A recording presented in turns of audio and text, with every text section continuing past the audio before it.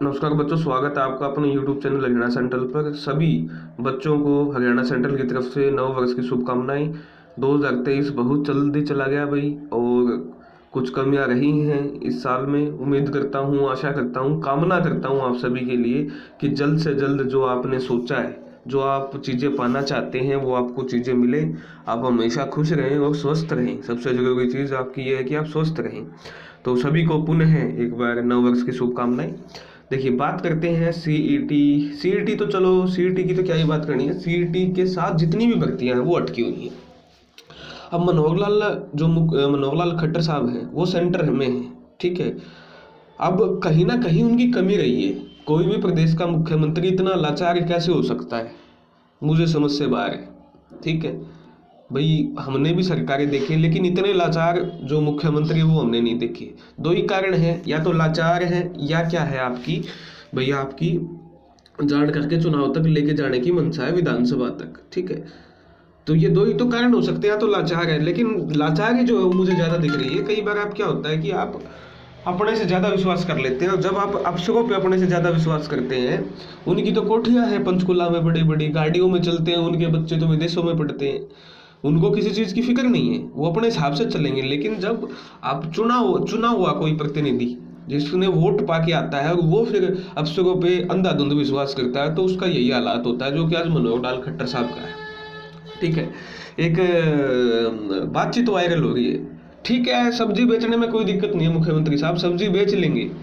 लेकिन आप एक प्रदेश के मुख्यमंत्री हैं, आपके हाथ में सारी चीजें हैं, आपके हाथ में सिस्टम है। आप उस बातचीत में लाचार दिख रहे हैं, कह रहे हैं कि मैं भी सब्जी बेचा करता है। अरे भले आदमी, सब्जी बेचना कोई बुराई नहीं है। सब्जी तो आज भी बेचे हैं लोग, सब्जी बेच बेच के कोठे बना रहे हैं, उसमें कोई समस्या नहीं है। काम चाहे छोटा हो चाहे बड़ा, उसमें समस्या नहीं है। समस्या ये है कि आपने किया क्या है, आपने अपनी गलतियां सुधारी कि नहीं सुधारी, मामला कोर्ट में क्यों गया, मुद्दा ये है। जब आपकी भर्ती टीजीटी की भर्ती में लिखा हुआ है कि प्राइवेट एक्सपीरियंस नहीं चलेगा, तो जानबूझ के वहां केस क्यों हुआ? 5 नंबर वाला केस आपकी वजह से हुआ, जितनी आपने भर्ती लेट की। आप में दिमाग नाम की थोड़ी सी भी चीज नहीं है। आप पहले पीजीटी की भर्तियां पूरी कर रहे हो, उसके बाद टीजीटी अटकाई हो। इससे बेशर्मी की बात क्या हो सकती हो, आप बताओ। पीजीटी वाले जो बंदे हैं, जिनको दूर दूर नौकरियां मिलेंगी, वो छोड़ छोड़ के टीजीटी की लेंगे। वो सारी पोस्ट खाली जानी है। वैसे भी हरियाणा पब्लिक सर्विस कमीशन में खाली वैकेंसी जा रही है लगातार, और बची कुछ ही आपने कसर पूरी कर दी। पहले टीजीटी की भर्ती का रिजल्ट आना चाहिए था, जिसको नौकरी लगनी थी वो लग लेता। लेकिन नहीं, हम तो भूंड हैं, उल्टे चलेंगे, उल्टी दिशा में हमको चलने की आदत है। तो जो ये लाचारी है, इसका कारण सिर्फ मुख्यमंत्री हरियाणा है, और इसके पीछे कोई कारण नहीं है। क्या मुख्यमंत्री हरियाणा को सब्जी बेचना तो याद आ जाता है? मुख्यमंत्री हरियाणा को ये नहीं दिखता कि बाकी स्टेट को 5 नंबर दे रहे हैं। मुख्यमंत्री हरियाणा को ये नहीं दिखता कि भाई तुम्हारे जो बच्चे हैं हरियाणा के, आपके जो बच्चे हैं वो आज विदेश जा रहे हैं, लाइनें लगी हुई है विदेश जाने की। ये नहीं दिखता मुख्यमंत्री को। सब्जी बेचना याद रखा है। मुख्यमंत्री कितने फ्रस्ट्रेटेड दिखते हैं, कितने चिड़े हुए दिखते हैं रोजगार के नाम पे। ये उस वीडियो जो आपकी कॉल है उसके से दिखता है कि भाई कितनी उनको है ना चिढ़ है पक्की नौकरियों से। भैया आप नहीं लगे, आपने परिवार नहीं बसाया अपना, तो बाकी को बाकी पागल है।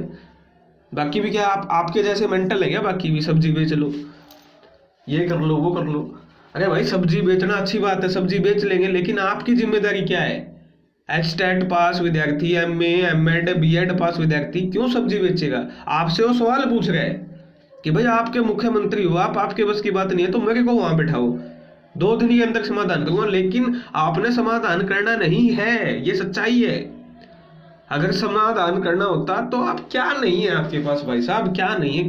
कौन सी चीज की कमी है आपके पास? सत्ता में आप हो, 10 साल से सत्ता में हो, गर्दन पकड़ के आप पता नहीं क्या से क्या कर दोगे, लेकिन आपको पूरी नहीं करनी है। चाहे वो टीजीटी की भर्ती हो, चाहे वो आपकी सीईटी की भर्ती हो, चाहे वो आपकी एचपीएससी की भर्तियां हो, वो भर्तियां आपने पूरी नहीं करनी है किसी भी हालात में।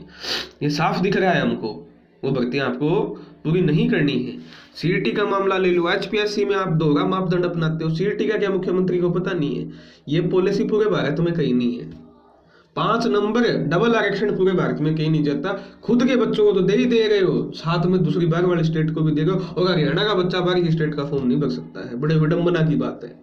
सीईटी में आपने इतनी गलतियां की, बच्चों ने सैकड़ों प्रदर्शन किए, डीसी को ज्ञापन दिया, आपके जनसंवाद कार्यक्रम में गए, आपके इससे क्या नाम ओएसडी से मीटिंग की, पता नहीं किस किस से मिले, लेकिन आप टस से मस नहीं हुए। ये आपका घमंड नहीं हो तो और क्या दिखाता है?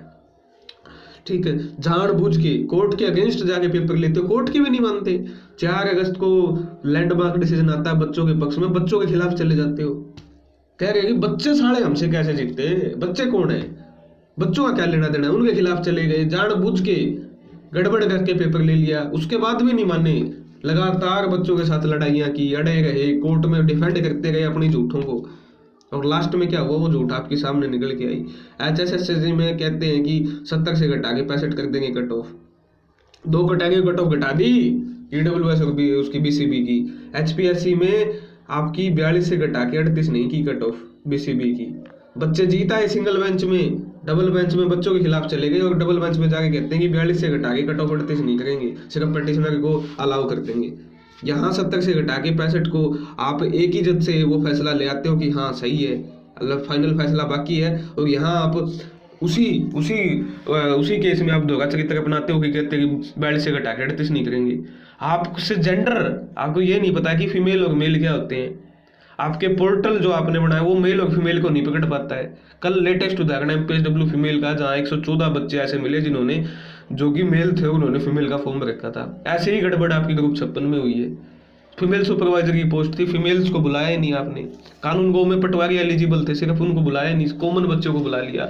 29 प्रकार की अलग अलग पोस्ट थी आपकी, 29 प्रकार की अलग अलग पोस्ट थी, उनकी क्वालिफिकेशन अलग है, लेकिन आपने सेम ग्रुप में डाल दी।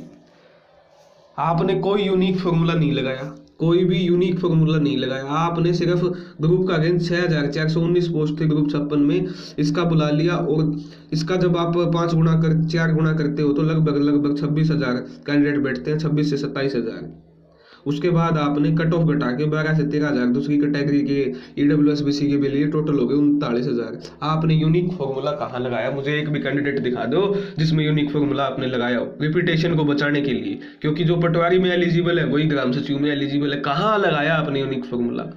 यूनिक फॉर्मूला लगाते तो 1,30,000 बच्चे बैठ जाते वहाँ ग्रुप नंबर 56 में, अगर आप यूनिक फॉर्मूला लगाते। नहीं लगाया आपने यूनिक फॉर्मूला।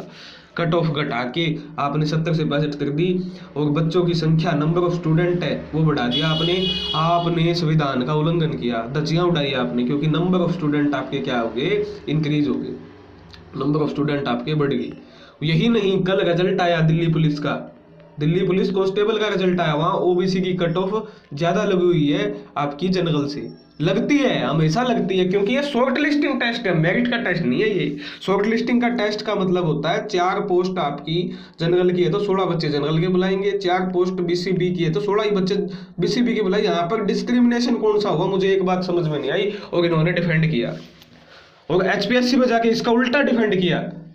तो ये सच्चाई सारे हरियाणा के सामने आ जा चुकी है। आपका जो दोगलापन है, दोहरा चरित्र है, या तो आपको जीतना नहीं है या आपको भला नहीं करना, ये सारी चीजें, सारी की सारी चीजें आपके सामने आज हरियाणा में खुली किताब की तरह मनोहर लाल खट्टर साहब।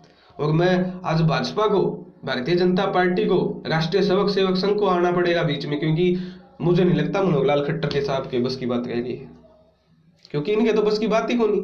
इन्हें नुए कौन बेगा खड़े कि ये बोलना है कि करना है, 10 साल सीख लिए राज तरीके। तो भारतीय जनता पार्टी को, उसके नेतृत्व को, राष्ट्रीय सेवक संघ को, RSS को सोचना पड़ेगा कि बच्चों को कितने 4 साल से कितने बड़े पैमाने पे प्रताड़ित किया गया है, कितने खून के आंसू उनके निकले हैं। मतलब गा कर दिए भीतर में, उनका आगे नहीं, देसी भाषा में छाती में गा कर रखी है। तो ये सच्चाई है। आपको बड़े नेताओं को यहाँ पर उतरना पड़ेगा। अगर ऐसे ही घमंड और जिद लगाए बैठेंगे, ऐसे ही HKRN से पता नहीं किसको नौकरियां मिल रही हैं, 2-2 मापदंड लगाएंगे, एक भर्तियों के 3-3 मापदंड, तो आपको ये युवा भूलेगा नहीं।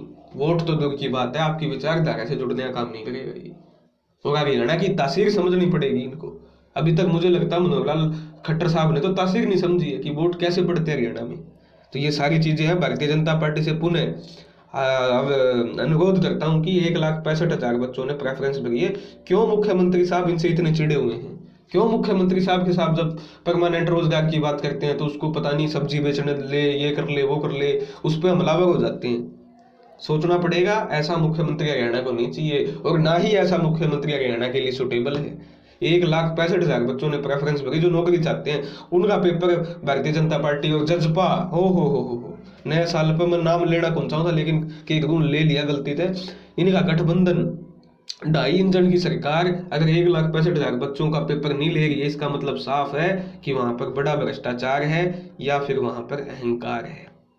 और अपने पैरों पे कुल्हाड़ी, अपने वोटों पे कुल्हाड़ी कौन मारेगा? वोट को भी छोड़ दो, नैतिकता के आधार पे भी आप 1,65,000 बच्चों को नहीं बैठा रहे हो, तो इससे बड़ी शर्म की बात हरियाणा के बच्चे के लिए, हरियाणा की सरकार के लिए नहीं हो सकती।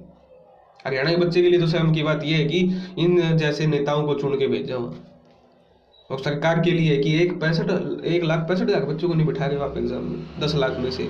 ये अहंकार है या फिर भ्रष्टाचार है? चूज आपको करना है कि यह भ्रष्टाचार है या अहंकार है। हरियाणा सेंट्रल आपकी हमेशा आवाज उठाता रहेगा और लास्ट तक उठाता रहेगा। हरियाणा सेंट्रल दिल से, जान से ये चाहता है कि मेरा लास्ट भाई बहन जिसका पेपर क्वालिफाई हुआ है वो एग्जाम में बैठे, लास्ट तक ये मांग रहेगी। धन्यवाद। नए साल की पुनः शुभकामनाएं। जय हरियाणा, जय भारत।